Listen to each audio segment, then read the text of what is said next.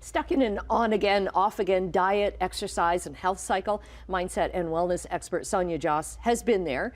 And she's here with more on her new book, I'll Start Again Tomorrow, and Other Lies I've Told Myself. And I found so much that I identified with in this book. It's like, why are we so consumed about what we see on the scale or what we think we see in the mirror?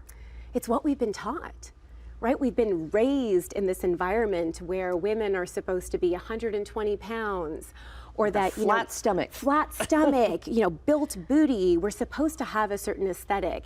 And even though we know better and we know that all bodies are beautiful, somewhere in there we carry those limiting beliefs that, lack of clarity around who we are and what we really want for our own bodies.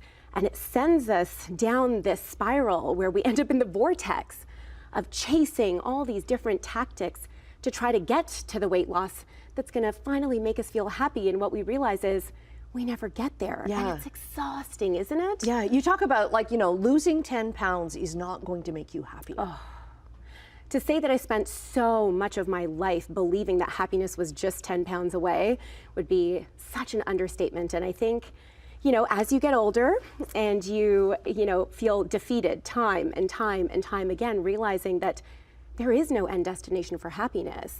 I think what really happens is you actually come back to the real work that you need to be doing to really understand, well, why are you not happy today in the body that you're in today? And what are you really think about what your for? body is doing for you right now, right? All the amazing things it can do. Absolutely. And I think, that's so much about what the book is, right? It's like, how do we now look at the journey differently so that we're not chasing weight loss blindly, jumping from keto to intermittent fasting to all these different tactics, and coming back to what really matters so that we can build a lifestyle that is going to feel good and, more importantly, feel really aligned with what we want for ourselves as our highest selves. Right? Right. So at the end of every chapter, you have limiting beliefs. Yep. And then new beliefs, things to kind of change that way. Yeah, I think what we don't realize is that the limiting beliefs that we carry, those lies, the stories we tell ourselves that are not true, they're in fact the real drivers behind our actions, and so often lead us to that self-sabotaging, I ate the entire box of cookies, I ate the entire cake, I'm going to start again. I'm a horrible person for doing that. Exactly, but let me eat it all now because then I'll start again tomorrow. Yeah. It becomes that vicious cycle, and we can't figure out why we keep falling off the wagon.